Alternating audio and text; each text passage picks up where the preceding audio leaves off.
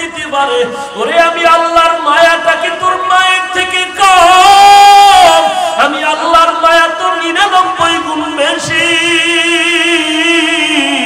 ওরে বান্দা, মাকে যখন বাচ্চা মা মা বলিয়া ডাক দেয়, মায়ের কলিজা সিরিয়া যায়, কাজ পালাইয়া সন্তানের কোলে জড়ায় দেয়। এরে বান্দা, আমি আল্লাহ তোর মায়ের গর্ভে এত সুন্দর করে বানাইছি। আমি আল্লাহ তোরে দুনিয়াতে আসার পরে কত মায়ার খানা তৈরি করেছি। এরে বান্দা, আমি আল্লাহ তোরে কথা বলার শক্তি দান করলাম। আমি আল্লাহ যখন তুই তোর মাকে মা বলে ডাক দাও, তুই যখন আব্বাকে আব্বা বলে ডাক দাও, আমি আল্লাহ তোর কুদরতের নজর দিয়ে তোর জিহ্বাটা দিয়ে তাকায় থাকি রে গোলাম। তুই কখন জিহ্বা নাড়া একবার আমি আল্লাহকে আল্লাহ বলে ডাক দিবি। মায়ের থেকে যদি কান্না দিয়া সব আদায় করতে পারো, আমি আল্লাহর দরবারে যদি এক ফোঁটা চোখের পানি ছেড়ে দাও, আমি আল্লাহর থেকে বান্দা তোর দাবি কেন আদায় হবে না? আমি আল্লাহ কান্নাটারে বড় ভালোবাসি, এই জন্য আমি বারবার আমি কান্নাকে পছন্দ করি। নবীরাও কান্না করেছেন। আমি আল্লাহ কোরআনেও বলেছি, ফালিয়াযহাকু কালিলান ওয়া লিয়াবকু কাসীরা, বেশি বেশি কান্না করো, কম কম হাসরে বান্দা। মদিনার নবী বলেন, এক ফোঁটা চোখের পানি যদি ছেড়ে দাও, জাহান্নামের আগুন হারাম হয়ে যাবে। আল্লাহর দরবারে চোখের পানি ছেড়ে কাঁদো, চোখের পানির এত দাম। এরে যুবক আল্লাহর গোলাম, ডানে বামে তাকাইয়া দেখ, দলাদলি ছাড়িয়া একটু চিন্তা কর। তোমার আমার মতো কত যুবক স্কুল কলেজে পড়ে, নামাজ বাদ দেয় না। নিজের একটু প্রশ্ন করো, বাবা তুমি পারো না কেন? তোমার মতো যুবক র্যাব আর্মি পুলিশের চাকরি করে, নামাজ বাদ দেয় না, তুমি কেন পারো না? জবাব ঠিক করো। তোমার আমার মতো যুবক সন্তান ব্যবসা করে, চাকরি করে, নামাজ বাদ দেয় না, তুমি কেন পারবা না রে বাবা? আল্লাহর কাছে তওবা করে নাও।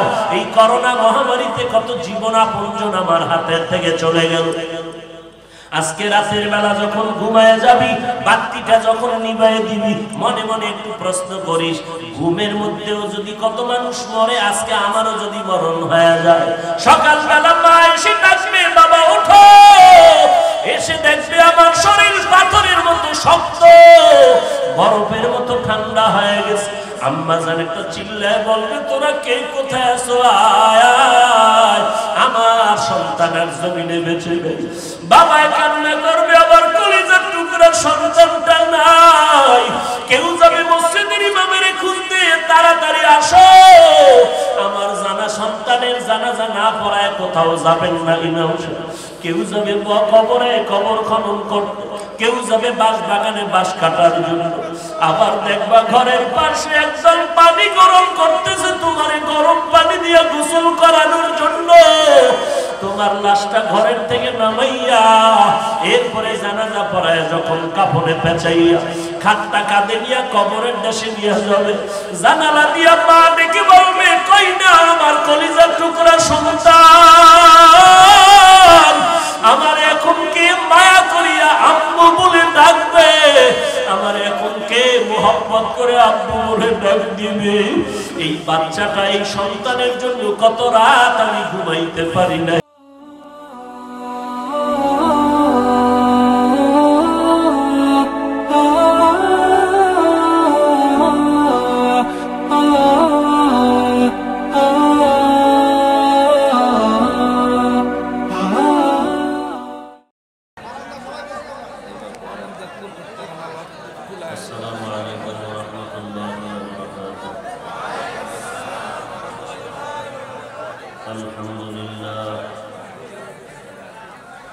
الحمد لله الذي جعل الشمس والقمر بحسبان والنجم والشجر يسجدان وفضل زمانا على زمان كما فضل مكانا على مكان وإنسانا على إنسان ونشهد أن لا إله إلا الله وحده لا شريك له لا ضد له ولا ند له ولا مثل له ونشهد أن سيدنا وسندنا وحبيب ربنا وطبيبنا وطبيب قلوبنا ومولانا محمدا عبده ورسوله صلى الله تعالى عليه وعلى آله وأصحابه وبارك وسلم تسليما كثيرا كثيرا الذي أرسله الله تعالى بالحق بشيرا ونذيرا وداعيا إلى الله بإذنه وسراجا منيرا أما بعد فأعوذ بالله من الشيطان الرجيم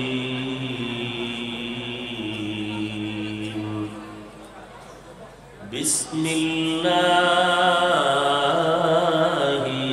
الرحمن الرحيم ربنا وابعث فيهم رسولا منهم يتلو عليهم آياته ويزكيهم ويعلمهم الكتاب والحكمة وإن كانوا من قبل لفي ضلال مبين.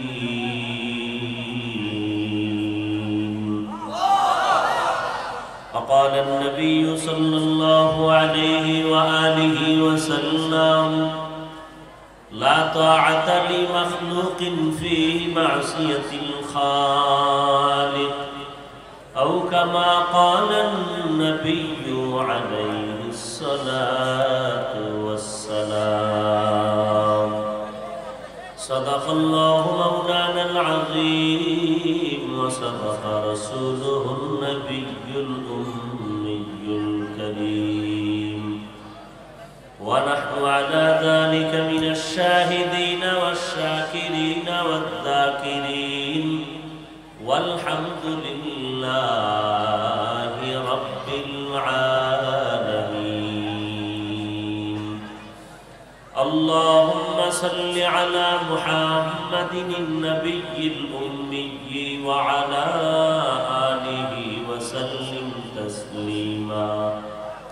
سبحانك لا علم لنا إلا ما علمتنا إنك أنت العليم الحكيم. رب اشرح لي صدري ويسر لي أمري واحلل عقدة من لساني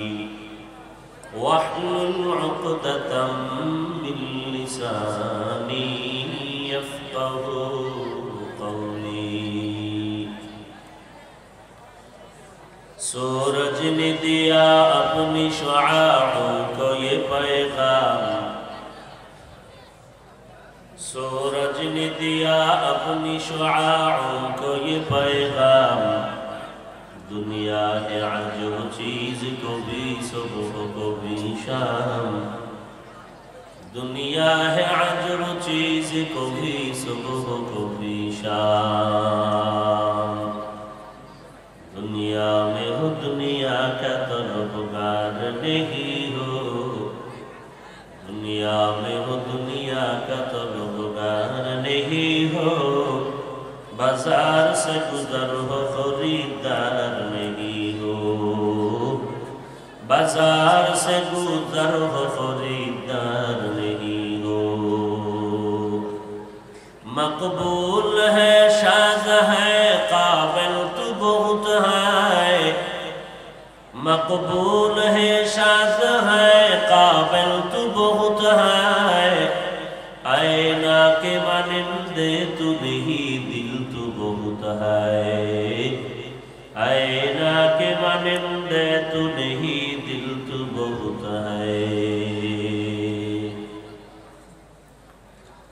চান্দিনার প্রাণকেন্দ্র ঈদগাহ ময়দান আয়োজিত উলামায়ে দাওয়াত কর্তৃক আজকের এই মহাসম্মেলন, দোয়ার এই মাহফিল ও মজলিস, আল্লাহর হাজার শুকর যে আল্লাহ পাক আমাদেরকে যথেষ্ট পরিমাণ পরিশ্রমের মাধ্যমে প্রতিবন্ধকতা পেরিয়ে বেহেশতের বাগানে আসা বসার তৌফিক দান করেছেন। আলহামদুলিল্লাহ। দয়া করে মোবাইল বন্ধ করুন। লক্ষ কোটি দরুদ ও সালাম সাইয়্যিদুল মুরসালিন রাহমাতুল লিল আলামিন শফিউল মুজনিবিন খাতামুন নবিয়্যিন সৈয়দুস সাকালাইন ইমামুল মুরসালিন হযরত মুহাম্মদুর রাসূলুল্লাহ সাল্লাল্লাহু আলাইহি ওয়া আলিহি ওয়াসাল্লামের উপর। সর্বোপরি যাদের অক্লান্ত পরিশ্রম এলাকার যুবক, বৃদ্ধ, ব্যবসায়ী, শ্রমিক, চাকরিজীবী, বিভিন্ন শ্রেণী পেশার মানুষ, জনপ্রতিনিধি, প্রশাসন, উলামায়ে হযরত, আইম্মায়ে মাসাজিদ, যারা সময়, পরামর্শ, অর্থ দিয়ে দোয়া করে উপস্থিত হয়ে মাইক, লাইট, প্যান্ডেলের ব্যবস্থাপনার মাধ্যমে সহযোগিতা করেছেন, প্রত্যেককেই আল্লাহ তাআলা এই খেদমতের বরকতে দুনিয়াতে শান্তি, সম্মান ও পরকালে চিরমুক্তির ব্যবস্থা করে দিন। বিশেষ করে আপনাদের এই চান্দিনার আপনাদের প্রিয় মানুষ, এমপি মহোদয়, মেয়র মহোদয়, চেয়ারম্যান সাহেব এবং প্রশাসন, যারা যেইভাবে যতটুকু কথা দিয়ে হলেও সহযোগিতা করেছেন, আল্লাহ তাদেরকেও এই মাহফিলের বরকত দ্বারা ভরপুর করে দিন। তাদের সম্মান, ইজ্জত আল্লাহ বাড়িয়ে দিন। দ্বীনের খেদমত মৃত্যু পর্যন্ত করার তৌফিক তাদেরকে দান করুন। দীর্ঘ সময় নয়, দীর্ঘ রাতও নয়, আপনাদের একদিন আমার প্রতিদিন। সারা দুনিয়ার পরিস্থিতি অত্যন্ত নাজুক, এর মধ্যেও যে আল্লাহ পাক আমাদেরকে একত্রিত করেছেন, এটা বড় নিয়ামত। সংক্ষিপ্ত কিছু কথা বলার নিয়তে কোরআনে হাকিমের এক টুকরা আয়াতে কারিমা তিলাওয়াত করেছি।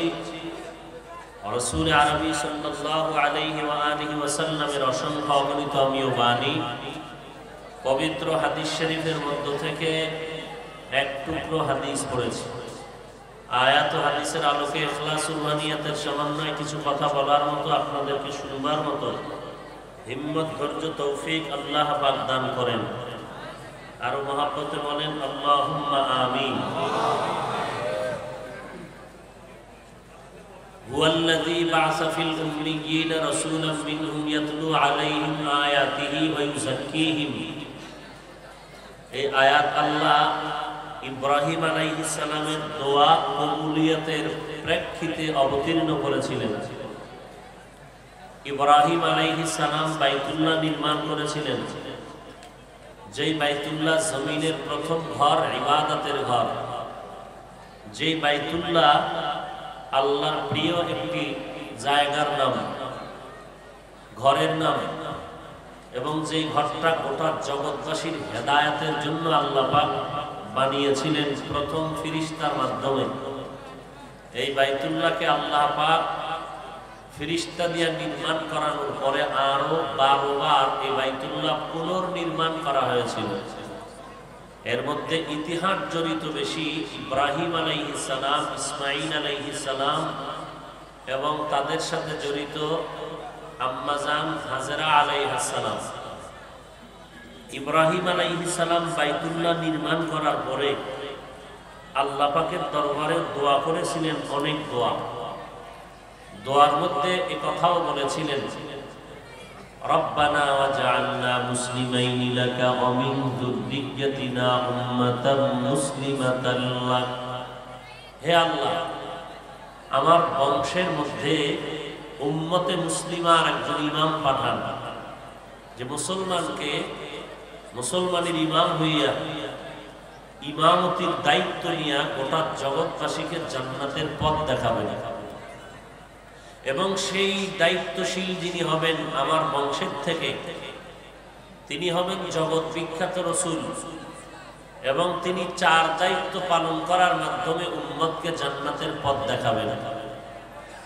রব্বানা ওয়াবআস ফীহিম রাসূলাম মিনহুম ইয়াতলু আলাইহিম আয়াতিকা ওয়া ইউআল্লিমুকুমুল কিতাবা ওয়াল হিকমা ওয়া ইউযাক্কিহিম ইন্নাকা আনতাল আজিজুল হাকীম। ইব্রাহিম আলাইহিস সালাম বললেন, হে আল্লাহ, যে রাসূল আসবেন, 1 নাম্বার কথা, তিনি আসবেন আমার বংশের থেকে, আমার পরিবারের মধ্য থেকে। 2 নম্বরে তিনি 4 দায়িত্ব পালন করে গোটা জগতের উম্মতকে জান্নাতে নিবেন না, জান্নাতের পথ দেখাবেন। জান্নাতে নিবেন না পথ দেখাবেন। 4 দায়িত্বের মধ্যে 1 নম্বরে আল্লাহর দেওয়া কিতাবের তেলাওয়াত করবেন, 2 নম্বরে কিতাবের তালিম করবেন, উম্মতকে শিখাবেন, 3 নম্বর দায়িত্ব তালিম করা কিতাবের সাথে সাথে আমলের তালকিন বা প্রশিক্ষণ দিবেন, 4 নম্বর উম্মতের অন্তরকে গুনাহমুক্ত করবেন, আত্মাটাকে শুদ্ধ করে দিবেন। ইব্রাহিম আলাইহিস সালামের দোয়া কবুল করে আল্লাহ এই আয়াত আবার অবতীর্ণ করলেন, হুয়াল্লাযী বা'সা ফিল উম্মিয়্যিনা রাসূলাম মিনহুম ইয়াতলু আলাইহিম আয়াতিহি ওয়া ইউযাক্কিহিম ওয়া ইউআল্লিমুহুমুল কিতাবা ওয়াল হিকমা। আমি এমন একজন নবী পাঠাইলাম যে নবী হলেন উম্মি, যিনি 4 দায়িত্ব পালনের মাধ্যমে উম্মতকে জান্নাতের পথ দেখাবেন। এই 4 দায়িত্বের কথা বলেছিলেন ইব্রাহিম নবী, হাজার হাজার হাজার হাজার বছর পরে দোয়া কবুল করে আল্লাহ রাসূল পাঠালেন। ইব্রাহিম নবীরও টার্গেট ছিল 4 দায়িত্ব পালন করে উম্মতকে জান্নাতের পথ দেখাবেন। আল্লাহ নবীর দোয়া কবুল করে 4 দায়িত্ব দিয়ে রাসূল পাঠালেন। একটু ব্যবধান আছে এখানে, ব্যবধানটায় পরে আসি। আগে ইব্রাহিম নবী যে দোয়া করছেন, 1 নাম্বার এখান থেকে আমরা বুঝবো, তিনি বলেছেন আমার বংশের থেকে নবী পাঠাবেন, মুসলমানের ইমাম পাঠাবেন আমার বংশের মধ্য থেকে। এখান থেকে আমরা যথেষ্ট পরিমাণ উপদেশ নিতে পারি, কারণ কোরআন ও হাদিস উম্মতের জন্য চূড়ান্ত পর্যায়ের একটি দিক নির্দেশনা, উপদেশ। কাসাসুল আউয়ালিন মাওয়াইজুল আখিরিন, অতীতের কিচ্ছা কাহিনী পরবর্তী উম্মতের জন্য উপদেশ বাণী। আপনারা কথা বললে তো আমি কি বয়ান করব? মোনাজাত দিয়ে দেই? কথা বন্ধ করেন, মোবাইল থেকে হেফাজতে থাকেন। আসছেন কষ্ট করে, এত প্রতিবন্ধকতার পরেও হচ্ছে, এটা তো আল্লাহর বড় দয়া।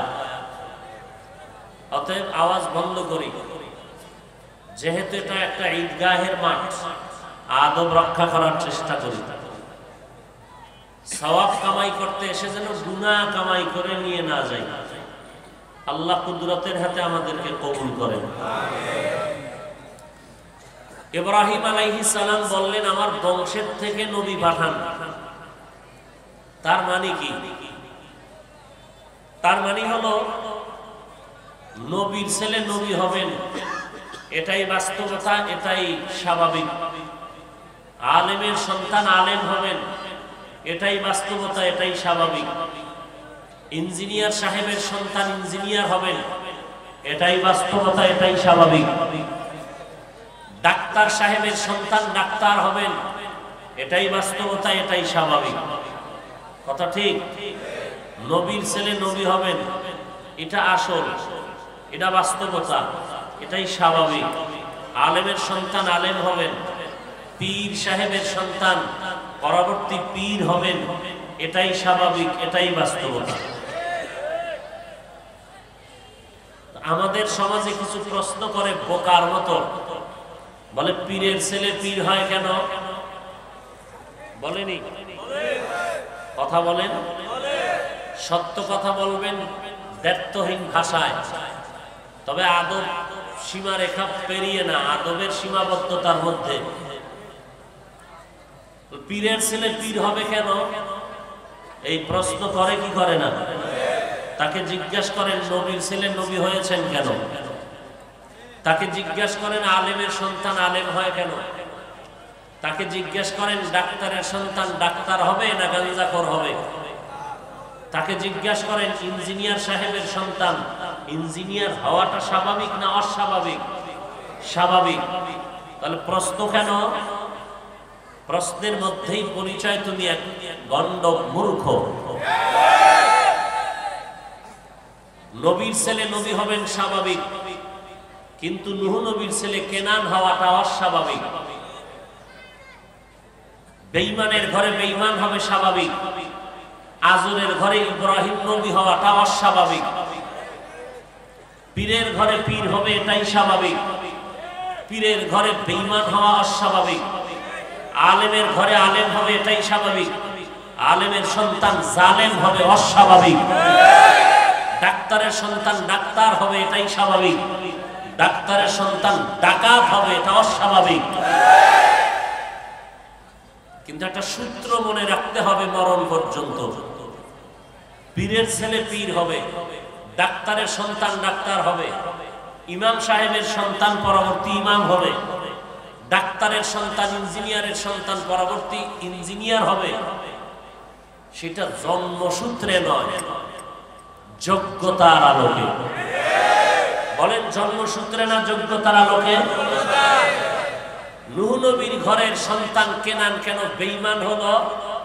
জন্মসূত্রে নবীর ঘরে আসছে কিন্তু যোগ্যতা নাই। কি নাই? বেঈমান আজরের ঘরে ইব্রাহিম নবী হলেন কেন? জন্মসূত্রে হলেও কিন্তু যোগ্যতার আলোকে নবী। কথা বুঝেন? উজানির ঘরের সন্তান আবার পীর কেন? জন্মসূত্রে নয়, যোগ্যতার আলোকে পীর। চরমনের সন্তান বাবার পিরালি করে কেন? জন্মসূত্রে নয়, যোগ্যতার আলোকে। কিন্তু জন্মসূত্রে গায়ের জোরে যোগ্যতা নাই, এরকমও পীরের ছেলে পীর হয়। কোথায়? ইন্ডিয়ায় না সোনার বাংলায়? তাদের ব্যাপারে তোমার জিহ্বা চলে না কেন মুনাফিক? তাদের ব্যাপারে কথা বলো না কেন? দেখতে নারী চলন বাঁকা, চরমনাই ঠেকাও, উজানি ঠেকাও। দেখতে নারী চলন বাঁকা, ঠেকাইতে ঠেকাইতে কিন্তু বহু ঠেকাইতে ঠেকাইতে নিজেরাই ঠেকে গেলা, আর ময়দানে তারাই জিকিরের আওয়াজ তুলতেছেন। এই ঠেকানে লাভ হইল কি? এই ঠেকানে লাভ কিছুই হয়নি। লাভ হয়েছে আমাদের, আলহামদুলিল্লাহ।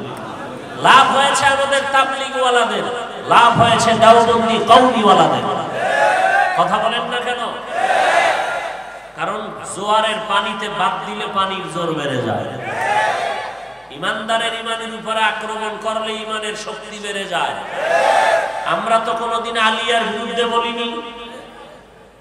কোন একটা রেকর্ডিং বের করো, অশালীন কোন কথা আলিয়ার বিরুদ্ধে বলেছি প্রমাণ দাও। আমরা তো কোনোদিন ডাক্তার জাকির নায়েক সাহেবের বিরুদ্ধে কোনো অশালীন কথা বলিনি। আমরা আগেও হেদায়েতের দোয়া করছি, এখনো করি। যারা মাথায় নিয়ে তারা নাচছিল, এখন তারা কয় ডাক্তার জাকির সাহেবের মাথা খারাপ। কেন কয়? আগে মাযহাবের বিপক্ষে ছিল, ইদানিং 40 মিনিটের লেকচার মাযহাবের পক্ষে দিয়েছে, ডাক্তারের মাথা খারাপ। ডাক্তারের মাথা খারাপ হইলে রোগীর উপায় কি? এই অন্ধভক্তর গোষ্ঠী, ডাক্তারের মাথা খারাপ হইলে তোমরা রোগীর হালাত কি? তোমগো মাথা পুরাটাই সাইজ। আমরা আবারও দোয়া করি আল্লাহ হেদায়েত দান করেন। আমরা ডাক্তার সাহেবের আগেও যেমন সম্মানের সাথে কথা বলেছি, আমাদের উলামায়ে কেরাম এখনো সম্মান বজায় রেখে কথা বলেন, কারণ আমরা বিয়াদব না, আমরা আদর্শের নবীর আদর্শের উম্মত।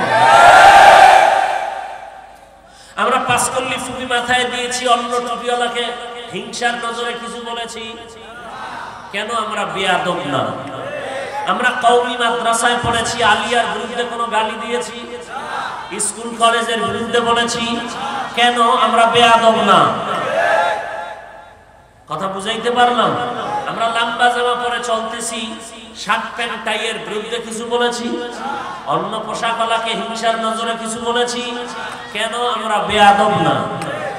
মানুষের সব থেকে দামি ওই জিনিস যেটা হলো তার মধ্যে আদব। আদব নাই, শিক্ষিত মানুষটাও মানুষের কাছে কোনো দাম নাই। এজন্য বুজুর্গ বলেন, লিকুল্লি শাইইন জিনাতুন ফিল ওয়ারা ওয়া জিনাতুল মারই তামামিল আদাবি আজ খুদা খাহিমে তৌফিক আদব বেআদব মাহরুমে গাশ আজ ফজলেরা। যেই ডাক্তার না জাকির নায়েক সাহেব মাথার মুকুট ছিলেন, তিনি 40 মিনিটের বয়ান দিয়েছেন, লেকচার দিয়েছেন ইংলিশে। মাযহাব মানা খুব জরুরি, উম্মতের আমলের জন্য সহজ পথ, উম্মতের জন্য একটা সহজ পদ্ধতি। মাযহাব মানাটা উম্মতের জন্য কল্যাণের কাজ। এই কথা বলার পরে তারাই আবার বলে তার মাথা খারাপ। ডাক্তার সাহেবের এই লেকচার 40 মিনিটের সুযোগ পাইলে গান না শুনিয়া ইউটিউবে ঢুকে এগুলো শুনো, কাজে লাগে। আল্লাহ বুঝার তৌফিক দান করেন। তাহলে বংশের থেকে নবী আসবেন, নবীর ছেলে নবী, পীরের সন্তান পীর, আলেমের সন্তান আলেম, ডাক্তারের সন্তান ডাক্তার। জন্মের কারণে না, যোগ্যতার কারণে। অতএব যোগ্যতার উপরে যারা আছেন তাদের দিকে চোখ না ঘুরাইয়া, যারা যোগ্যতা ছাড়া গায়ের জোরে দাড়ি নাই, টুপি নাই, নামাজ নাই, পর্দা নাই, অলিকুল শিরোমণি, এইরকম আছে না নাই? 24 ঘন্টা জুতো দিয়ে বাইরে এলেও বিসমিল্লাহ পড়তে পারবে না। উম্মতের ইমামতি করার যোগ্যতা নাই, 2 রাকাত নামাজ পড়াতে পারে না। আচ্ছা বলেন তো, আমার রসুলের থেকে বড় পীর সাহেবের কি নাম? হ্যাঁ, তো আমার রসুল কি ইমামতি করেছেন? অতএব যে উম্মতের রাহবার হবে, ইমাম হবে, সেও উম্মতের ইমাম হওয়ার যোগ্যতা থাকতে হবে। আল্লাহ বুঝার তৌফিক দান করেন। গেলাম এই সূত্রবাদ দিয়া। মনে রাখবেন, পীরের ছেলে পীর হবে জন্মের কারণে না যোগ্যতার কারণে। এই সূত্রটা মনে রাখবেন। আল্লাহ বুঝার তৌফিক দান করেন। নাম্বার 2, ইব্রাহিম নবী দোয়া করলেন, যেই নবী আমার বংশের থেকে আসবেন তিনি উম্মতের জান্নাতের পথ দেখাবেন। জান্নাতে নেওয়ার ক্ষমতা কারো নাই, জান্নাতের পথ দেখানোর ক্ষমতা আছে বান্দা, জান্নাতে নেওয়ার ক্ষমতা একমাত্র আল্লাহ। জান্নাতের পথ দেখাবেন উম্মতেরকে নবীরা, আম্বিয়ায়ে কেরাম, সাহাবায়ে কেরাম, আউলিয়ায়ে কেরাম। কিন্তু জান্নাতে নেওয়ার ক্ষমতা আল্লাহ ছাড়া কারো আছে কি? তাহলে ভণ্ড পীর কিভাবে মুরিদদের বলে, তোরে জান্নাতে নিতে না পারলে আমি কি এর পীর? তখন তারে জিজ্ঞেস করা দরকার, তুমি জানো না কি এর পীর? তুমি তো শয়তানের পীর। তুমি কিসের পীর? শয়তানের পীর। আল্লাহ হেদায়েত দান করেন। আমাদের হেদায়েত আগে করতে হইব। ওটির হেদায়েত হইলো আমগো লাভ নাই, না হইলো লাভ নাই। কারণ যে কোরআন হাদিস বুঝে না, কোরআনের বিরোধিতা করে, আল্লাহর বিরোধিতা করে, রসুলের বিরোধিতা করে, এদের হেদায়েত হবেই না। হেদায়েত দরকার আমাদের। আল্লাহ আপনি আমাদেরকে হকের পথে রাখছেন, আমরা যেন লোভে পড়িয়া এই হক থেকে লাইনচ্যুত হইয়া না যাই। হেদায়েতের দোয়া দরকার আমাদের বেশি বেশি। আমরা দোয়া করি অন্যের জন্য, নিজের জন্য দোয়া করি না। এরপর ইব্রাহিম আলাইহিস সালাম দোয়া করলেন, যেই রাসূল আসবেন 4 দায়িত্ব পালনের মাধ্যমে উম্মতকে জান্নাতের পথ দেখাবেন। দায়িত্বগুলো খেয়াল রাখবেন। সিরিয়াল মনে রাখতে হবে। সিরিয়াল 1 কোরআন শরীফের তিলাওয়াত, সিরিয়াল 2 কোরআনের তালিম ব্যাখ্যা শিখাবেন, তেলাওয়াতের পরে কি শিখাবেন? ব্যাখ্যা শিখাবেন। সিরিয়াল 3 ব্যাখ্যা করা কোরআনের ব্যাখ্যা মতো উম্মতের আমল শিখাবেন। সিরিয়াল 4 উম্মতের অন্তরকে গুনাহমুক্ত করে দিবেন। এই 4 দায়িত্ব রাসূলের। 1 নাম্বার সিরিয়াল কোরআনের তেলাওয়াত করে শোনাবেন, 2 নাম্বার সিরিয়াল কোরআনের অর্থ শিখাবেন, ব্যাখ্যা শিখাবেন, 3 নাম্বার সিরিয়াল উম্মতের ব্যাখ্যা মতে আমলওয়ালা বানাবেন, 4 নাম্বার সিরিয়াল উম্মতের অন্তরকে গুনাহমুক্ত করবেন। এটা ইব্রাহিম নবীর দোয়ার সিরিয়াল। আল্লাহ দোয়া কবুলের সিরিয়াল কি দিলেন? ইব্রাহিম নবীর দোয়ার সিরিয়ালের 4 নাম্বারটা আল্লাহ কবুল করে সিরিয়াল দিলেন 2 এর ভিতরে। হুয়াল্লাযী বা'সা ফিল উম্মিয়্যিনা রাসূলাম মিনহুম ইয়াতলু আলাইহিম আয়াতিহি ওয়া ইউযাক্কিহিম। 4 নাম্বার ইব্রাহিম নবীর সিরিয়াল ছিল অন্তর ধোলাই। আল্লাহ সেই সিরিয়াল দিয়েছেন 2 এ। 1 নাম্বার সিরিয়াল আমার মুহাম্মদের, সেই সিরিয়াল হলো কোরআনের তেলাওয়াত। এরপরে আমি আল্লাহর পক্ষ থেকে রাসূলের 4 দায়িত্বের দ্বিতীয় সিরিয়াল উম্মতের অন্তরকে ধোলাই করবেন। এরপরে 3 নাম্বার সিরিয়াল উম্মতের অন্তর ধোলাই করার পরে কোরআনের জ্ঞান শিখাবেন, ব্যাখ্যা শিখাবেন। 4 নাম্বার ব্যাখ্যা মতে উম্মতের আমলওয়ালা বানাবেন। তাহলে আল্লাহ সিরিয়াল একটু ঘুরায় দিলেন, 4 নাম্বারটা দিলেন 2 নাম্বার সিরিয়াল। কথা বুঝাইতে পারছি? বুঝলে অনেক কিছু, না বুঝলে কিছুই না। আল্লাহ বুঝার তৌফিক দান করেন। নবীজি এখানে বললেন আমি যে রাসূল পাঠাইলাম, হুয়াল্লাযী বা'সা ফিল উম্মিয়্যিনা রাসূলান, যেই রাসূল আমি পাঠাইলাম তিনি হলেন উম্মি। কি এখানে সমস্যা কি?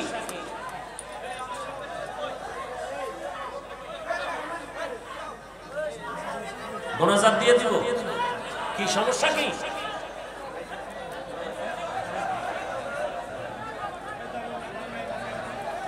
এই বসো, তোমরা বসো, এই যুব বসো। কি এই সমস্যা কি?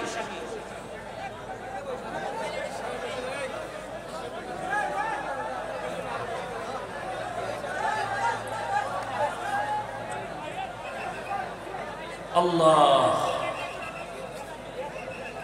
মোনাজাত দিয়ে দেই। কি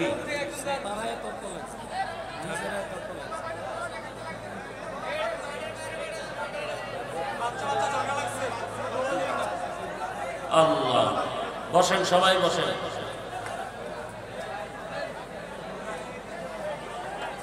খেয়াল করেন ভাই, খেয়াল করেন। ভালো কাজ করা জান্নাতে যাওয়ার একমাত্র সূত্র। এই যে আপনারা বসছেন, বাড়ির থেকে আসছেন, কত দাম আপনাদের, প্রত্যেক কদমে কদমে সওয়াব হয়েছে। এখানে বসা মাত্র গুনাহগুলো মাফ হয়ে গেল। যদি তওবা করে বিদায় হন নিষ্পাপ হয়ে বাড়ি যাবেন। আল্লাহ কত দয়াময়। কিন্তু আমরা দুর্বল মানুষ, শারীরিকভাবে দুর্বল, খানার বেলায় দুর্বল, সৃষ্টিগতভাবে দুর্বল, আবার ধর্মীয় বেলায় দুর্বল, এলেমের বেলায় দুর্বল, আমলের বেলায় দুর্বল, আকীদার বেলায় দুর্বল। না কোরআন পড়তে পারেন, না হাদিস পড়তে পারেন, না তার ব্যাখ্যা জানতে পারেন। এত দুর্বলতা নিয়ে বান্দা সামনে আগানো কঠিন। এমনিই হইল নাচনেওয়ালা বুড়ি আরো যদি পায় ঢোলের বাড়ি, ঘর ভরার ভিতরে আলু ভরা। কয় দল? 3 দলে আগুন দিয়া চায় আমগো জান্নাতের বাড়ি ভেঙ্গে জাহান্নামে নিবে। এই 3 দল শয়তানের মধ্যে এক দল হলো জিন শয়তান, আর এক দল নফস শয়তান। এই 2 শয়তানের বড় শয়তানের নাম মানুষরূপী শয়তান।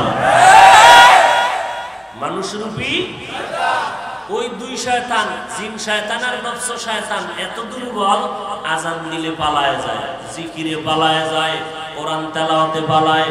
মানুষরূপী শয়তান আজানেও পালায় না, জিকিরেও পালায় না, কোরআন তেলাওয়াতেও পালায় না। এই মানুষ শয়তান থেকে যদি বান্দা তুমি পরিত্রাণ পেতে চাও, জান্নাতের পথে আগাইতে চাও, একা একা পারবা না। একজন খাঁটি আল্লাহওয়ালা বন্ধু বানায় না, सोहबते साले तोरा साले गुना सोहबते ताले तोरा ताले गुना एक ज़माना सोहबते बा औलिया बेहतर सद साला ताअत बेरिया এমন একজন বন্ধু নিবা যেই বন্ধুরে দেখলেই মানুষের বিষয় তানে ভয় পায়। তোমার মানুষের বিষয় তানে কি নামাজ পড়বো, গাঞ্জা খায়, নামাজ নাই, মিথ্যা কথা বলে, টুপি নাই, দাড়ি নাই, এমন বন্ধুটারে যদি এই শয়তান থেকে মুক্ত করার জন্য আর একটা শয়তান নিয়ে আসো, ভণ্ড নিয়ে আসো, সেই ভণ্ড যদি বলে নামাজ কেন পড়ো না, উল্টা বলবে তুমি কেন পড়ো না। এমন একজন বন্ধু তুমি বানায় নাও যেই বন্ধুর চেহারাটা দেখলে ওই শয়তান মাপ চাইতে বাধ্য। কিছু শয়তান আছে দেখবা কথায় কথায় উল্টা পাল্টা, চায়ের দোকানে বয়ে আলেমের গালি দেয়, ইমামের পেছনে নামাজ পড়ে, বাইরে গিয়া ইমামের বিরোধিতা করে। কিন্তু এই মানুষগুলো ইমাম যদি আল্লাহওয়ালা হয়, সমালোচনার পরে হঠাৎ যদি সামনে পড়ে যায় তখন কয় সালামু আলাইকুম, ইমাম সাহেব ভালো আছেন, দোয়া করেন, মুসিবতে আছে না নাই? চায়ের দোকানে বয়ে বিরোধিতা করলো, সামনে পড়ার পরে দোয়া চায়, এটা লাঠির বাড়িতে হয় না, এটা তাকওয়ার দ্বারা হয়। হর কে দারত খৌফে হক দর দিল মদাম জন্নতুল মাওয়া দেহ দুরা মাকাম जुज़्बा हक़ ची ज़े मखाज़ इंसुजा फज़ले उआमस्त दर जुमला जहां। আল্লাহ পাক বললেন আমি এমন একজন রাসূল পাঠাইলাম যিনি হলেন উম্মি। কি উম্মি? মানে মূর্খ। এই উম্মি মানে মূর্খ। নবীজির কোনো অক্ষরের জ্ঞান নাই। এরে নবীর আশিক ভালো করে বুঝো, উম্মি শব্দের অর্থ যদি বুঝতে চাও ইন্টারনেটের মুফতি বানাইলে হবে না, আল্লাহওয়ালা তাকওয়াওয়ালাদের তাফসীর নজর দিতে হবে। যারা উম্মি শব্দের অর্থ বলবে নবী মূর্খ, নবীর কোনো অক্ষর জ্ঞান নাই, অথচ নবী কি বলেন? আনা বুইস্তু মুআল্লিমান, আমি দুনিয়াতে শিক্ষক হইয়া প্রেরিত হয়েছি, গোটা জগৎবাসীর জন্য আমি মুহাম্মদ হলাম শিক্ষক। একটু জানলে বলো মুহাম্মদ শিক্ষক কি মূর্খতার কারণে? বলেন। তাহলে উম্মি মানে মূর্খ না, উম্মি মানে অক্ষর জ্ঞানহীন না। উম্মির অর্থ কি ভালো করে বুঝো। আল্লাহ পাক রব্বুল আলামিন নবীর শিক্ষক করে জমিনের মধ্যে পাঠাইলেন। আল্লাহর নবী আরো বলেন আল্লামানি রব্বি ফাআহসানা তালিমি ওয়া আদাবানি রব্বি ফাআহসানা তাদিবি। আল্লাহ আমাকে ইলম শিক্ষা দিয়েছেন, আল্লাহর দেওয়া ইলম কতই না সুন্দর। আল্লাহ আমাকে আদবওয়ালা শিক্ষা দিয়েছেন, আল্লাহর দেওয়া আদব শিক্ষা কতই না সুন্দর। আমি শিক্ষক হয়ে জমিনে আসি। তো উম্মি কথার অর্থ কি? আল্লাহ বুঝাইলেন এরে দুনিয়ার উম্মতের দল, আমার নবী উম্মি কথা বলে বুঝাই না, দুনিয়ার কারো কাছে নবী কোনো জ্ঞান শিখেন নাই, কোনো পড়া পড়েন নাই, এই অর্থে নবী উম্মি। কিন্তু অক্ষর জ্ঞানহীন বলার দ্বারা নবীর অযোগ্যতাই প্রমাণ হবে। আর এই সমস্ত কথা বলার কারণ হলো মুহাদ্দিস আল্লাহওয়ালা তাকওয়াওয়ালাদের তাফসীর না দেখে ইন্টারনেটের ব্যাখ্যাকারী বানাইছে। ইন্টারনেট থেকে ব্যাখ্যা করলে এমনই পেশ লাগবে। কেন? ভালো করে মনে রাখবেন, নামাজ পড়া আল্লাহ বলেন ইউকিমুনাস সালাহ, নামাজ কায়েম করো। নামাজ ভালো করে বুঝেন, নামাজ কায়েমের অর্থ কি? এইবার ইন্টারনেটে লেখা আছে নামাজ কায়েমের অর্থ হলো জামাতের সাথে নামাজ আদায় করো, জামাতে নামাজ পড়ো। ওয়ারকাউ মা'আর রাকিঈন, রুকুকারীদের সাথে তুমিও রুকু করো। ওয়ারকাউ মা'আর রাকিঈন, নামাজ কায়েমের এক অর্থ হলো নামাজ জামাতে পড়ো। নামাজ এখন এই একটা ব্যাখ্যা দিয়ে যদি চিন্তা করে, হায় হায়, নামাজ যদি কায়েম করতে গিয়া জামাতে পড়া লাগে, তো আমরা পুরুষেরা মসজিদে গিয়া জামাতে নামাজ পড়ি, আমরা জানতো কি হইব? এগো কি নামাজ কায়েম লাগবে না? হ্যাঁ লাগবে। থাকবে তাহলে পথ হইল একটা না হয় দুইটা। হয়তো আমরা পুরুষেরা ঘরে যাইয়া আম্মা জানের মিলায় নামাজ পড়বো, আর যদি তা না হয় আম্মা জানের ঘরের মধ্যে থেকে টেনে টেনে মসজিদের মধ্যে নাও। এরে বান্দা, এই এক ব্যাখ্যা দেখলেই তো পেছ লাগবে। বলে এবার আল্লাহওয়ালা তাকওয়াওয়ালাদের তাফসীর দেখ, নামাজ কায়েমের আরো দুইটা ব্যাখ্যা বাকি আছে। আর দুইটা ব্যাখ্যা কি? বলে আরেকটা ব্যাখ্যা হলো সময় মতো নামাজ পড়াও, নামাজ কায়েম করা। এইবার আল্লাহর বান্দা ব্যাখ্যাটা পাওয়ার পরে ঠান্ডা হয়ে যাবে। আম্মা জানের মসজিদে যাওয়া দরকার নাই, আম্মা জান এমনিই তো ঘরের মধ্যে নিরাপদ থাকতে পারে না, বাইরে নামাইলে তো আরো মুসিবত আসবে। ঘরের মধ্যেই মায়ের নিরাপত্তা নাই, কি খবর নাই? ঘরের মধ্যে আম্মা জানের ইজ্জত বাঁচানো কঠিন, বাইরে নামাইলে কি উপায় হবে? এরে নবীর উম্মতের দল, আম্মা জান ঘরের মধ্যে বসিয়া অন্ধকারের মধ্যে ঘরের নির্জন জায়গায় তুমি নামাজ পড়ো, কারণ তোমার মর্যাদা পুরুষের মতো নয়, পুরুষের থেকে বেশি। তোমার মর্যাদা পুরুষ জাতির থেকে কত বেশি। অপুরুষের দল বৃষ্টি নাই, ভিজে ভিজে মসজিদে গিয়া যেই পরিমাণ সওয়াব তোমরা পাবা, নবী জানায় দেন আম্মা জানেরা ঘরের মধ্যে নামাজ পড়বে, মহিলারা ঘরের মধ্যে নামাজ পড়িয়া এরা ঘরের মধ্যে থাকবে, কষ্ট করে মসজিদে যাওয়া লাগবে না। ওই পুরুষেরা কষ্ট করিয়া আল্লাহর ঘরে গিয়া যেই পরিমাণ সওয়াব পাবে, মহিলারা ঘরের কোণে সেই সওয়াব পেয়ে যাবে।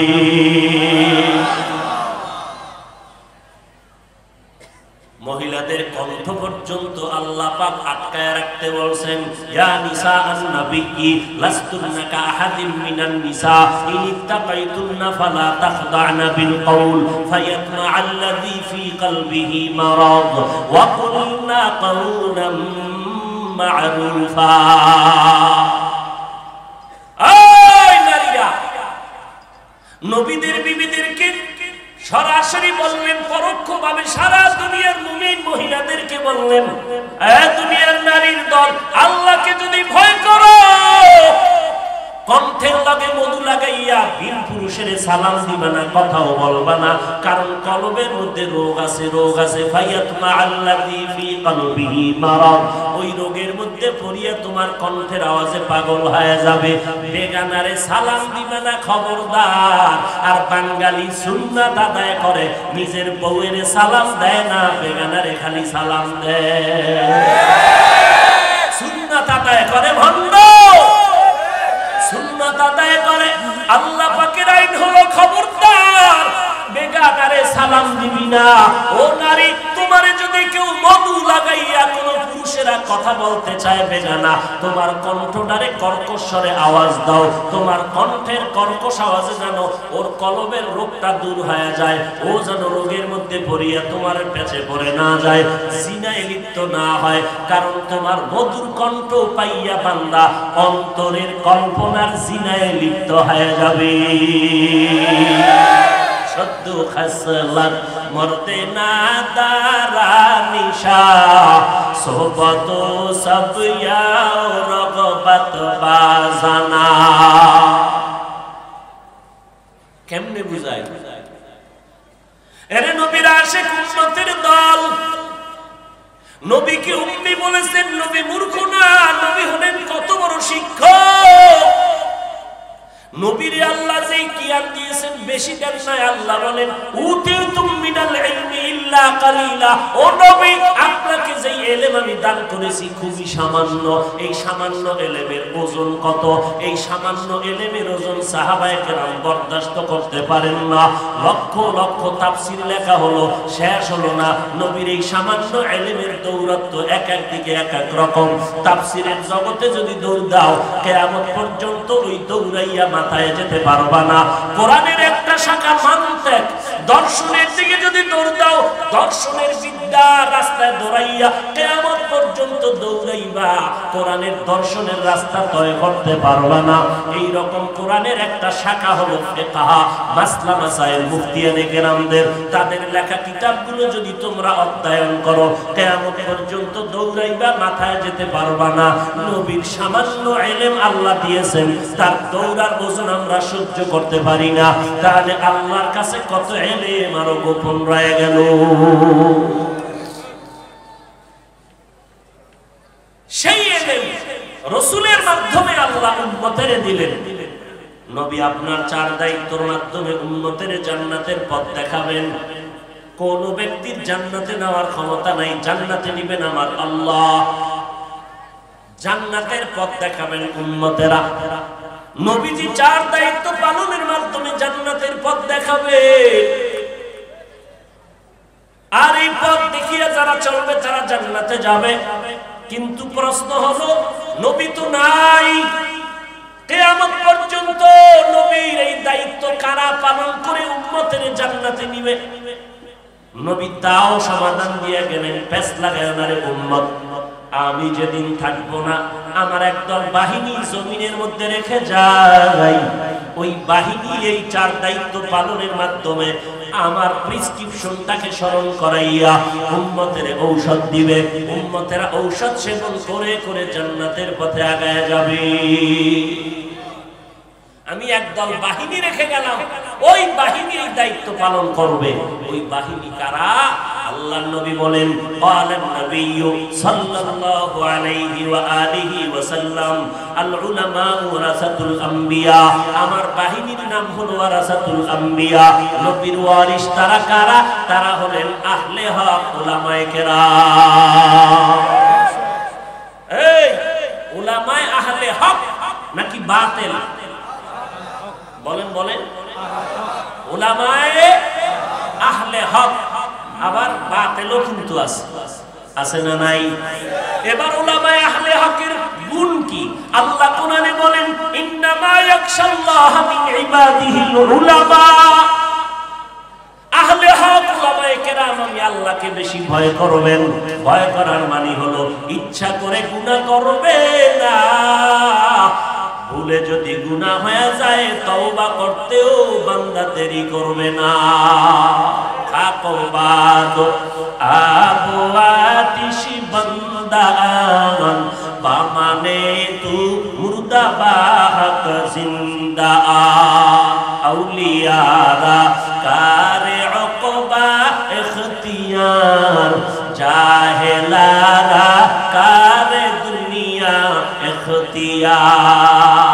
এই বেটা সান্দিনার মুসলমান ঘরে ঘরে ঘরে ঘরে একসময় সান্দিনা ওয়াজ করে গেছে, কথা ঠিক না? ঘরে ঘরে এমন কোন গ্রাম নাই সান্দিনা ওয়াজ করি নাই। আজকে বয়ানের ঘরে কইবা ফার্সির কবিতা কইয়া লাভ কি? হ্যাঁ, কত প্রশ্ন তোমার, দেখতে নারী চলন বাঁকা। আমি যে ফার্সি কবিতাগুলো শুনাইতেছি, সার করতেছি, এর মর্ম অর্থ কি সবাই বুঝে? বুঝে না। কিন্তু বুঝনেওয়ালা কি কেউ নাই? যদি তুমি ওই প্রশ্ন করো, তোমারে যদি আমি করি, তুমি যে উর্দু কথা কও, তুমি যে ইংলিশে কথা কও, উম্মতেরা সবাই বুঝে? কও কেন? হ্যাঁ, বুঝনেওয়ালা তো কিছু আছে, কথা বলেন না কেন? নিজের দিকে প্রশ্ন আগে করবা, এরপর অন্যের দিকে আঙ্গুল ঘুরাবা। তুমি অন্যের দিকে যে এক আঙ্গুল দিছো, নিজ দিয়ে যে 3টা তোমারে ঠাসতেছে, খবর আছে? 3 আঙ্গুল যে তোমার দিকে আক্রমণাত্মক অবস্থায় তাকিয়ে আছে, খবর আছে? নিচের দিক থেকে খবর নাই, খবর নাই। আল্লাহ হিংসা মুক্ত জিন্দেগি আমাদের দান করেন। তো নবীজি যেই বাহিনী রেখে গেলেন, উলামায়ে আহলে হক, যারা আল্লাহকে বেশি ভয় করবেন, মানে গুনাহ করবেন। এখন যদি দেখেন আলেম দাবি করে গুনাহ করে, সে আহলে বাতিল, আহলে হক নয়। এরে নবীর উম্মতের দল। নবীর 4 দায়িত্বের 1 নাম্বার দায়িত্ব হলো কোরআনের তেলাওয়াত। আল্লাহ বলেন, ইব্রাহিম 2 নম্বরে বলছিল কোরআনের ব্যাখ্যা, আমি আল্লাহ ব্যাখ্যাটারে নিয়ে গেলাম 3 নাম্বার। খুব খেয়াল করেন, এখানে একটা চিকন পয়েন্ট। আল্লাহ বলেন ইব্রাহিমের 2 নাম্বার সিরিয়াল দিলাম 3-এ, ইব্রাহিমের 4 নাম্বার সিরিয়ালটা দিলাম 2-এ। ইব্রাহিমের 4 নাম্বার সিরিয়ালে ছিল অন্তর ধোলাই করা, গুনাহ মুক্ত করা।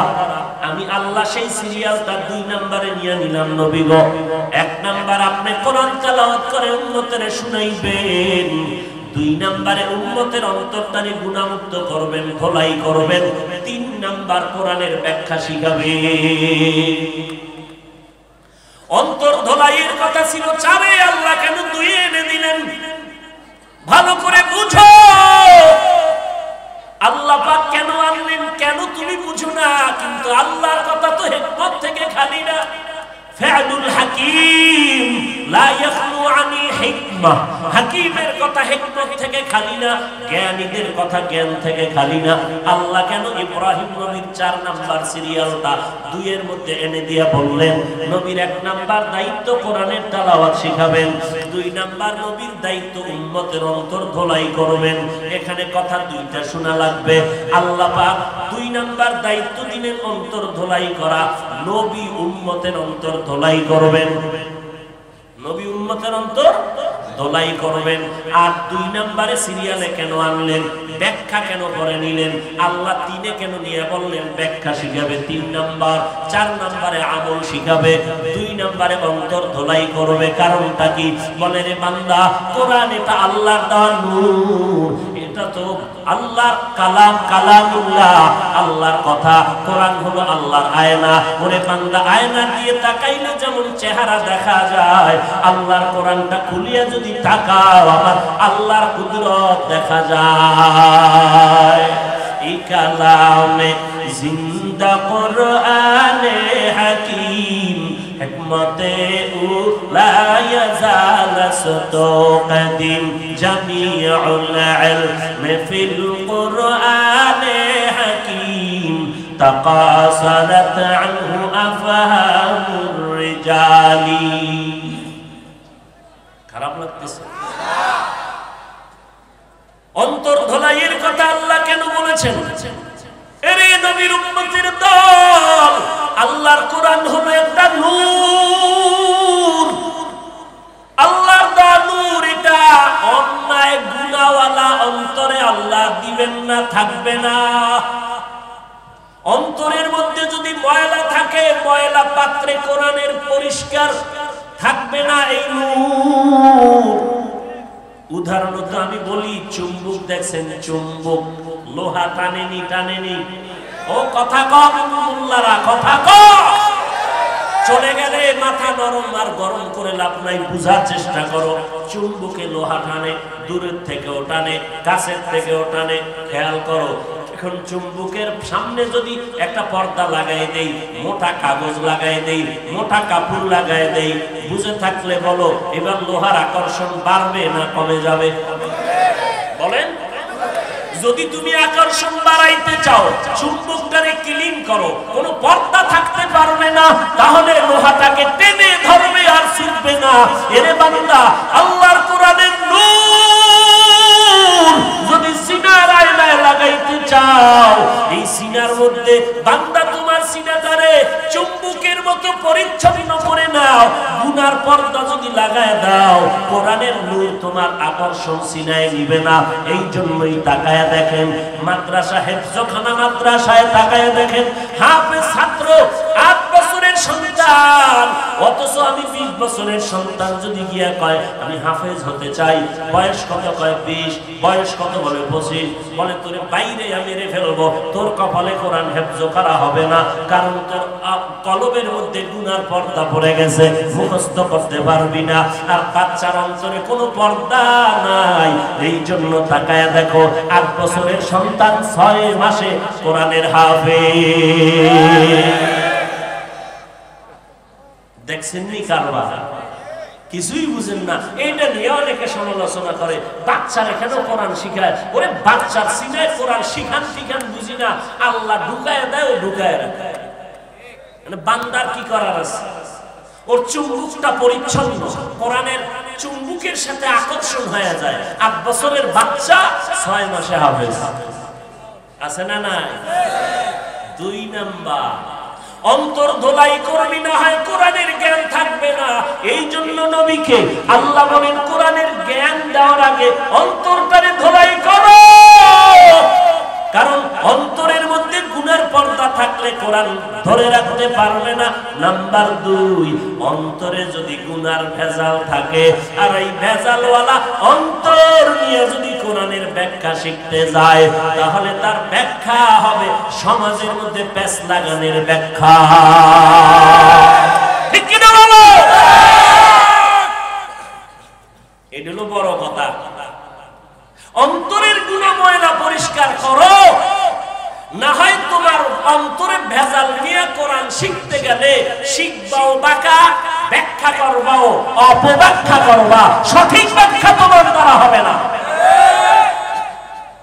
অপব্যাখ্যা করনেওয়ালারা আছে না নাই? আর জোরে বলেন। এইবার আর একটা পয়েন্ট, অন্তর ধোলাই করবে কে? এতক্ষণ বয়ান শুনলে বলেন অন্তর, উম্মতের অন্তর ধোলাই করবে কে? নবী। নবীর দায়িত্ব না? এক নম্বরে নবীর দায়িত্ব কোরআনের তেলাওয়াত, দুই নম্বরে উম্মতের অন্তর। এখান থেকে চিরন্তন শিক্ষা নিবি চান্দিনার মুসলমান। আর বুকের পাটা শক্ত থাকলে বয়ানের পরে বসবি। চ্যালেঞ্জ করে বলছি, অন্তর ধোলাই করার নাম আত্মা শুদ্ধ করা। নবীর দায়িত্ব উম্মতের অন্তর থেকে গুনাহ দূর করে দেওয়া, ধোলাই করা। এটা নিজে নিজে পারবে না। অন্তর ধোলাই করার জন্য আরেকজন অন্তর পরিষ্কার আল্লাহর কাছে যেতে হবে। সোহবতে সালেহ তোরা সালেহ কুনাত, সোহবতে তালে তোরা তালে কুনাত। মাইলে মোমেন সোয়ে মোমেন নিশাওয়াত, মাইলে কাফের সোয়ে কাফের নিশাওয়াত। অন্তর ধোলাই নিজে নিজে হবে না। একটা ছোট্ট উদাহরণ দিয়ে প্যাঁচ লাগাইবেন না। উদাহরণ এটা বাস্তব হতেও পারে, নাও হতে পারে। উদাহরণ দেয় কেন? আসল কথা বুঝানোর জন্য। আসল কথা কিন্তু এমন তার সেরা বাংলাদেশে জন্ম নিছে, উদাহরণ লইয়া ট্রল করে। আছে না নাই? লোকটা বাঘের মতো, তার মানে কি ওর দাঁত আছে বাঘের মতো, ওর পাছায় লেঞ্জা আছে বড়। তো কি বুঝলা? সর্বনাশ বিশ্বাস কইছে কিয়ামতের দিন জাহাজ লইয়া উঠবে। তো পিসাব তো জানে এটা একটা উদাহরণ দিছে। তুমি যে এইটারে ধইরা রাখছো, এটাই প্রমাণ তুমি সৃষ্টি নিকৃষ্ট মূর্খ। নিকৃষ্ট মূর্খ। তোমার মতো মূর্খ এই জগতে কেউ না। মুনাফিক, নির্লজ্জ কোথাকার। উদাহরণ কি? আমি বললাম এই জামাটা আমি বানাইছি। খেয়াল করছেন? জামাটা আমি বানাইছি। কি বুঝছেন? আমি এবারে সুই সুতো লয়ে সেলাই করছি। তাহলে আমি বানাইছি কথার মধ্যে বুঝা গেল ভিতরে আরেকজন ঢুকানো আছে। কে আছে? টেইলার আসেনি? ঢুকানো আসেনি? এইটারে আরবি গ্রামারের মতে বলে ফেলে মুতাআদ্দি, অর্থাৎ কর্তায় কাজটা কমপ্লিট করতে পারে না আরেকজনের সহযোগিতা ছাড়া। আরেকটা হলো ফেলে লাজিম, আমি দাঁড়াইছি, আমি দাঁড়িয়েছি বা আমি খেয়েছি। স্বাভাবিকভাবে আমি দাঁড়িয়েছি, এখানে কি আরেকজন ঢুকানো আছে? অর্থাৎ এই কাজটা কর্তা শেষ করছে, আমি দাঁড়াইছি, কাম শেষ। আমি যে জামাটা বানাইছি, জামাটায় দাগ পড়ছে, এটাকে পরিচ্ছন্ন করেছি, লন্ড্রিতে দিয়েছি। তাহলে এখানে আমি জামা বানাইছি, এখানে টেইলার ঢুকানো আছে। আল্লাহ পাক বলেন নবীর 2 নাম্বার দায়িত্ব উম্মতের গুনাহ অন্তর থেকে ধোলাই করবেন। তাহলে বোঝা গেল এই অন্তর ধোলাই করা এইটা ব্যক্তি কর্তা নিজে নিজেই কাজটা পারবে না, অন্তর ধোলাই করতে পারবে না, বরং আরেকজনের সাহায্য লাগবে। দলিল কি? ইউজাক্কিহিম, এই শব্দটাই দলিল। যারা আরবি গ্রামার বুঝে না এরা কয় পীর মুরিদি শিরিক, এরা আহলে বাতিল, আহলে বাতিল, আহলে বাতিল। এবার বুকের পাটা থাকলে দ্বারা না হয় বয়ানের পরে আয় বলুন। যারা বলে পীর মুরিদি শিরিক তারা ভণ্ড। আসতে বলেন কেন? তারা কি ভণ্ড? কোন সন্দেহ? যারা সন্দেহ করবে তারাও ভণ্ড।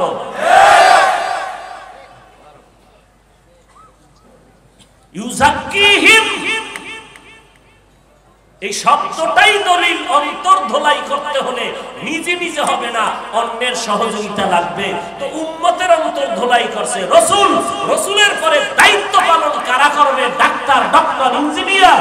নবী বলেন ওয়ারাসাতুল আম্বিয়া, আহলে হক উলামায়ে কেরাম। অতএব কিয়ামত পর্যন্ত উম্মতের অন্তর ধোলাইয়ের দায়িত্ব আহলে হক উলামায়ে কেরাম, আউলিয়া কেরাম। এদের কাছে না গেলে অন্তর ধোলাই হবে না, হবে না। পিসাবের কামিয়ে যায়, আমরা চরমনাই, আমরা তাবলীগে যাই কেন? আমরা তাদের গোলামি করি না, আমরা গোলামি করি আল্লাহর আদর্শ মানি, রাসূলের। কিন্তু রাসূলের আদর্শ চিনি না, জানি না। তারা জানেন, তারা জেনে শুনে সাধনা করে আল্লাহর মুহাব্বত নিয়ে উম্মতের বুঝায়। আমরা তাদের থেকে জেনে জেনে আমল করি। সমস্যা কি? সমস্যা তাদের মধ্যে না, তোমার অন্তরের মধ্যে। যে অন্তর ধোলাই করো নাই, অন্তর কি হয় নাই? ধোলাই হয় না। ধোলাই তো নিজে নিজে পারবা না, কোনোদিনও না। এবার তুমি যুক্তি দিবা না, হাফিজ সাহেব টেইলার যদি কয় জামা আমি বানাইছি, আমি না কইছি আমি বানাইছি, মানে টেইলারে বানাই দিছি।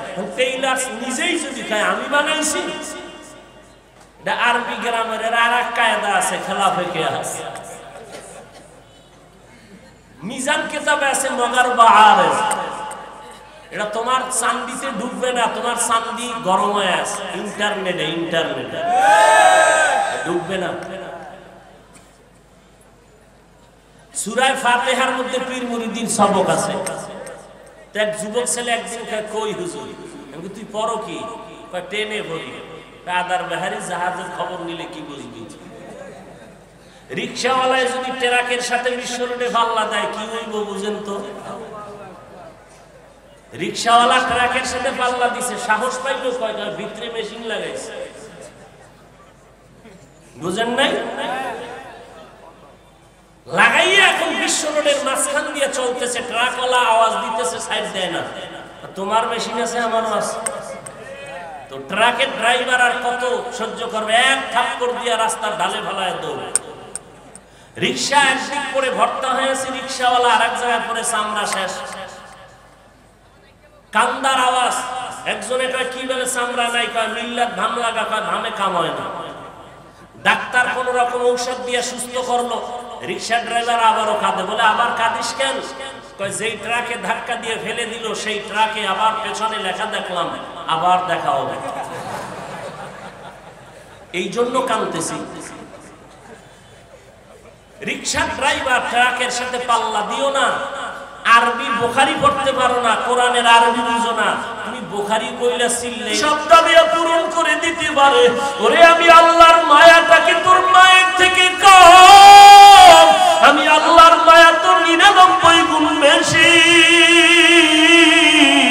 ওরে বান্দা, মাকে যখন বাচ্চা মা মা বলিয়া ডাক দেয়, মায়ের কলিজা সিরিয়া যায়, কাজ ফালাইয়া সন্তানের কোলে জড়ায় নেয়।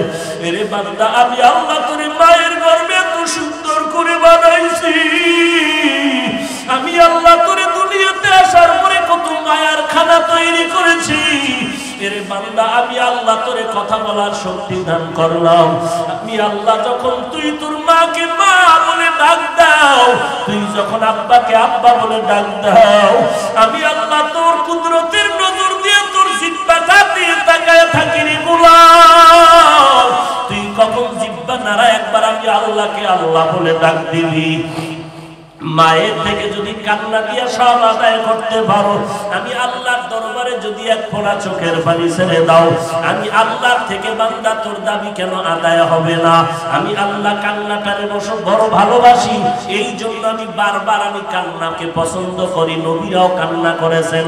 আমি আল্লাহ কোরআনেও বলেছি, ফালিয়াযহাকু কালিলান ওয়া লিয়াবকু কাসীরা, বেশি বেশি কান্না করো, কম কম হাসরে বান্দা। মদিনার নবী বলেন, এক ফোঁটা চোখের পানি যদি ছেড়ে দাও, জাহান্নামের আগুন হারাম হয়ে যাবে। আল্লাহর দরবারে চোখের পানি ছেড়ে কাঁদো, চোখের পানির এত দাম। এর যুবক আল্লাহর গোলাম, ডানে বামে তাকাইয়া দেখ, দলাদলি ছাড়িয়া একটু চিন্তা কর। তোমার আমার মতো কত যুবক স্কুল কলেজে পড়ে, নামাজ বাদ দেয় না। নিজের একটু প্রশ্ন করো, বাবা তুমি পারো না কেন? তোমার মতো যুবক র্যাব আর্মি পুলিশের চাকরি করে, নামাজ বাদ দেয় না, তুমি কেন পারো না? জবাব ঠিক করো। তোমার আমার মতো যুবক সন্তান ব্যবসা করে, চাকরি করে, নামাজ বাদ দেয় না, তুমি কেন পারবা না রে বাবা? আল্লাহর কাছে তওবা করে নাও। এই করোনা মহামারীতে কত জীবন আপনজন আমার হাতের থেকে চলে গেল।